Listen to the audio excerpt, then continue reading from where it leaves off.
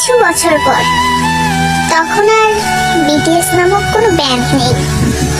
তখন বিটিএস এর 7 জন মেম্বার কারো স্বামী, কারো বাবা নামে পরিচিত। সামাজিক নিয়ম হোক বা পরিবার, সবকিছুর জন্য আমাদেরও যেতে হবে শ্বশুর ঘরে। হয়তো তখন সারাদিনে আপনাদের কথা ভাবার সময় হবে না, হয়তো তখন সারাদিনে আপনাদের ছবি দেখা হবে না। সারাদিন হাজারো ব্যস্ততার পরে যখন ক্লান্ত শরীর প্রশান্তি চাইবে, তখন বিছানায় শরীর এলিয়ে দিয়ে বালিশে মাথা দিয়ে আপনাদের কথাই আগে মনে আসবে। হয়তো চোখ থেকে গড়িয়ে পানি পড়বে, হয়তো স্বামী পাশ থেকে ডেকে জিজ্ঞেস করবে কাঁদছো কেন।